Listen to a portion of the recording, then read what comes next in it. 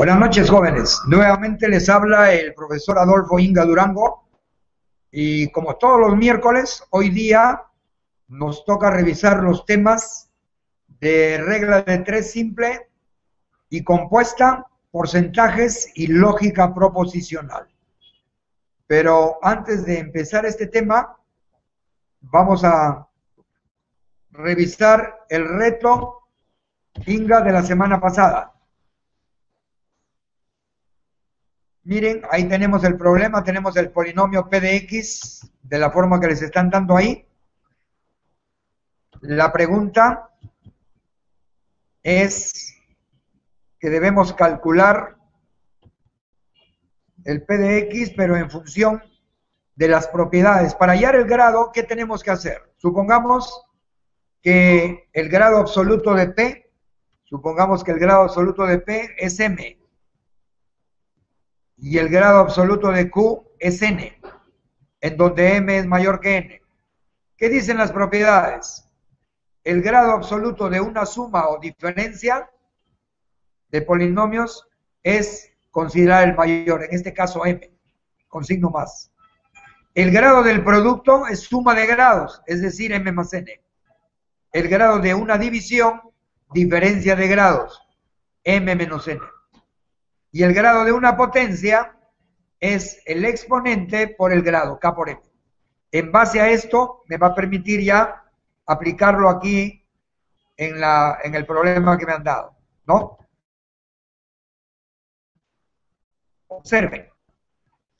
Acá tenemos 8 por N, más, porque es un producto, 3 veces N menos 2, más el último exponente 9, igualamos al 47, que es el grado que me han dado. Operamos ahí y obtenemos 11n más 3 igual a 47, 11n igual a 44 y finalmente obtenemos que n es igual a 4. Este n me va a servir para calcular lo que me piden. ¿Qué me piden? Me están pidiendo, observen jóvenes, me están pidiendo que calcule el valor de E. ¿Y qué dice ahí? Coeficiente principal. ¿Y cuál es el coeficiente principal? Observen. Sería el 9, raíz quinta, en el primer paréntesis el 9 elevado a la n por 3 elevado a la n menos 2 por el último que sería 1.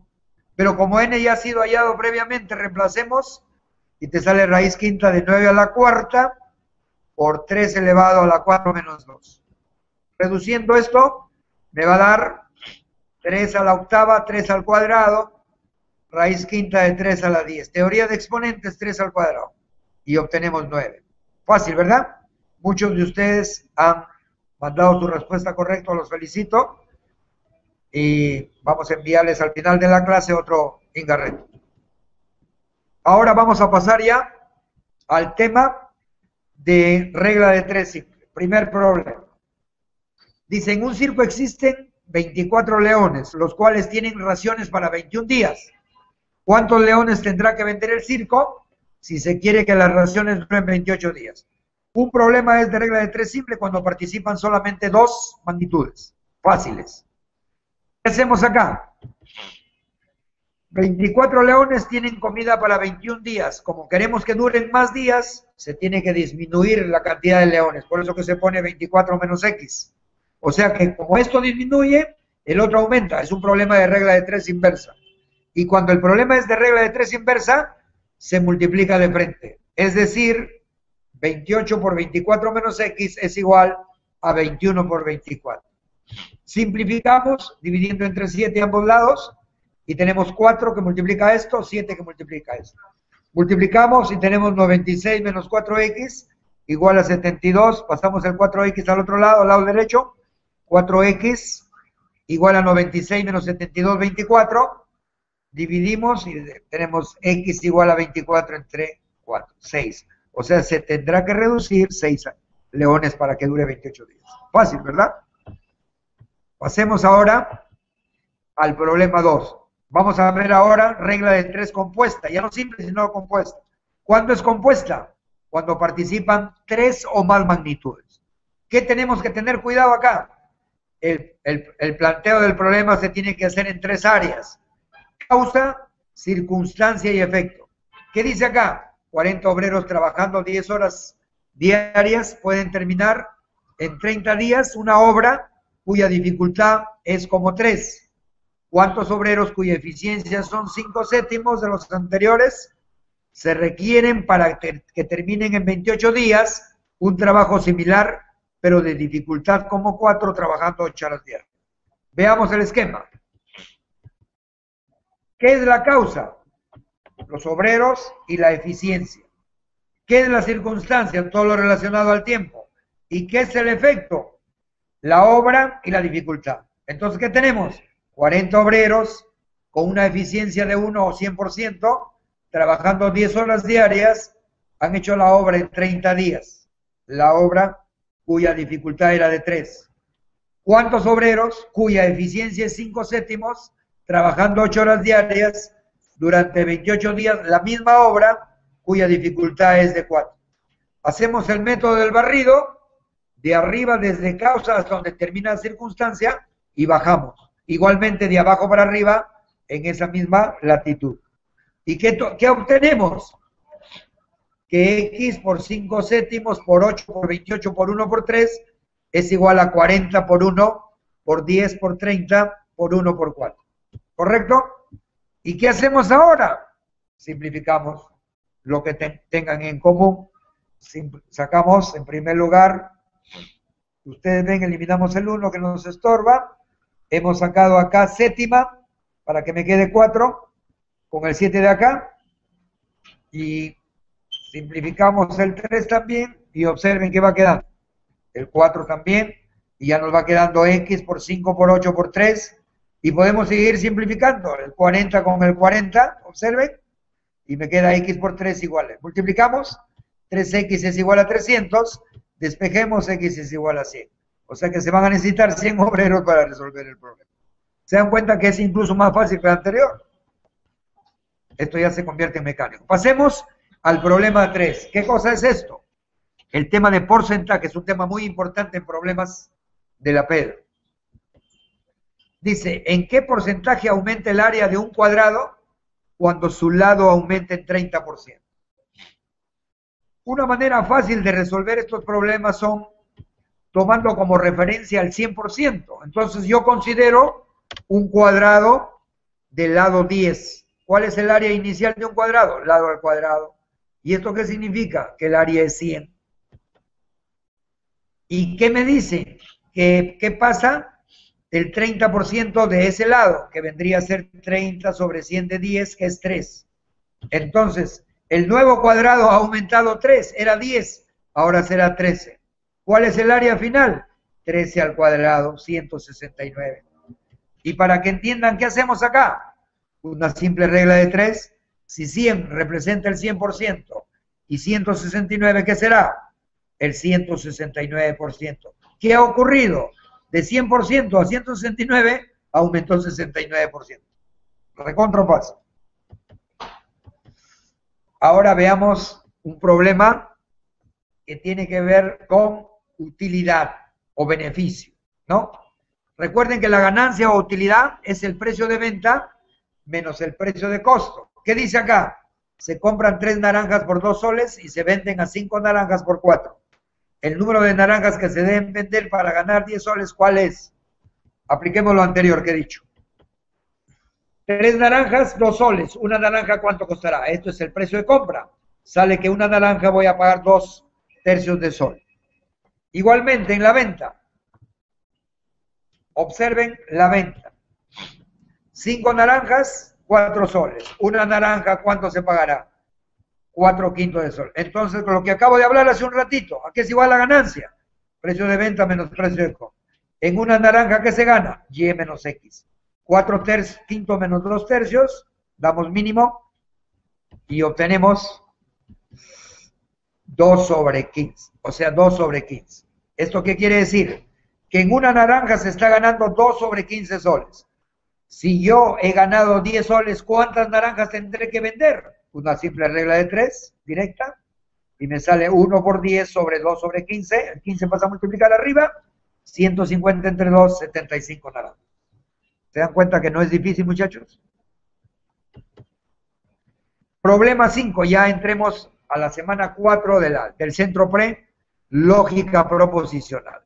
Dice acá, este es un problemita que tienes que tener cuidado, porque no obstante parece fácil, tienes que razonarlo mejor que los anteriores. 3 alumnas, María, Laura, Claudia, responden a un examen de 3 preguntas, de la siguiente manera. Pregunta 1, 2, 3, ¿cómo respondió María? ¿Cómo ha respondido Laura? ¿Y cómo ha respondido Claudia?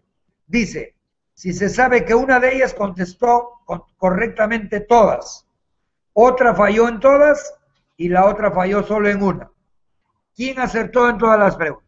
Entonces aquí, como me han dado a mí la columna de María primero, vamos a suponer que María ha sido la que acertó. Mirando la tabla, si María acertó todas, verdadero, verdadero, falsa, ¿quién es lo contrario de María? Tú observas que lo contrario de María, ¿quién es? Es Claudia, porque aquí es verdadero, acá es falso. Acá es verdadero, acá es falso. Acá es falso, acá es verdadero. O sea que si María contestó bien, Claudia contestó lo contrario mal. ¿Y qué pasa si comparamos María con Laura? Las dos primeras coinciden, ¿ven? Las dos primeras coinciden. Y las últimas también. Entonces, ¿en qué ha fallado acá? Cuando María contestó verdadera, la otra falló en falso. Significa que ahí han fallado en una. Entonces, ¿quién ha contestado bien? María. Exactamente. Ahora, vamos a ver otro problema de lógica proposicional, negaciones. ¿Cómo se niega? La negación de tengo plata si voy al cine es, aquí están las alternativas. Previamente, para entender este problema, tengo que hacer uso de la lectura. Dice, tengo plata si voy al cine. ¿A qué es equivalente? A leerlo de derecha a izquierda o al revés. Si voy al cine, entonces tengo plata. A esto le llamo P, a esto le llamo Q y coloco. P implica Q, pero lo que me piden es negarlo. ¿Y qué estoy haciendo uso acá?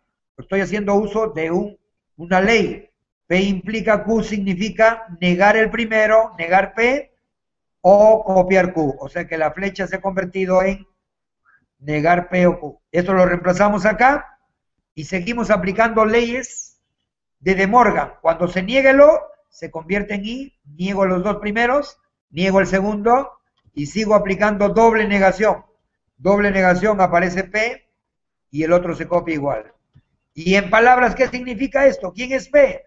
Voy al cine y no tengo plata. También puedo leerlo al revés. No tengo plata y voy al cine. Y esa es la respuesta que aparece en la solución del problema. ¿Se dan cuenta? Que todo se hace en función de las leyes. Veamos otro problema que es difícil ya en lógica. ¿Cuáles son?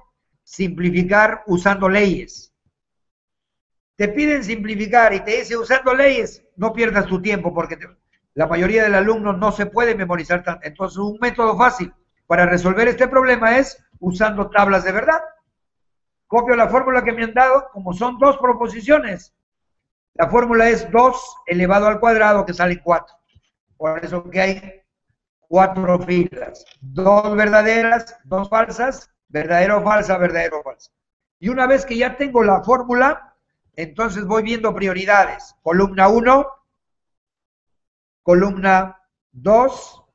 De la columna 1 y 2 voy a obtener la 3. Y de la 3 y la 4 voy a obtener la respuesta. Y tengo que ir mirando. Acá dice negar P. Niego la columna P. 2 falsas, 2 verdaderas.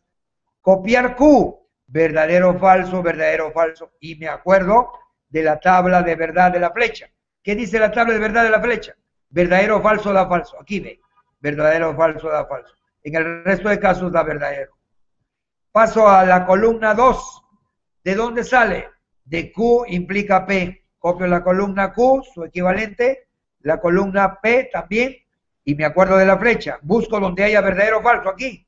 Verdadero, falso, da falso. El resto da verdaderos. Y estando en 1 y 2, vuelvo a tomar Q, o perdón, la flecha, el condicional. Busco donde hay verdadero o falso, ¿no? Y verdadero o falso está acá, falso, el único. Los otros salen verdaderos. Ya tengo la columna 3. Y aquí me dicen negar P. Niego la columna P, esta columna. 2 falsas, 2 verdaderas. Y finalmente, mirando la 3 y la 4, voy a obtener la respuesta. Verdadero o falso da falso, verdadero o falso da falso. El resto da verdadero. Y entonces la respuesta que está aquí, ¿qué es? Es la negación de la columna de P. Por lo tanto, aquí observen, de las columnas que les acabo de hablar, se obtiene la respuesta negación P. Esa es la respuesta. Finalmente, muchachos, vamos a ver lógica proposicional, las formas del condicional. Las formas del condicional. Acá me dicen, la recíproca de la proposición Carlos llega impuntual. Siempre que se levanta tarde es, ahí están las alternativas, pero para que entiendan qué significa esto, tú tienes que saber teoría. Miren, la proposición compuesta condicional toma 4 formas. ¿Cuáles son? Directa. ¿Qué significa? P implica Q. ¿Qué es inversa? Negar ambas. Negar P implica negar Q. La recíproca, invertir la directa, es decir, Q implica P. Y la contrarrecíproca, negar la recíproca. Negar P implica negar Q. ¿Qué dice el enunciado? Carlos llega impuntual siempre que se levanta tarde.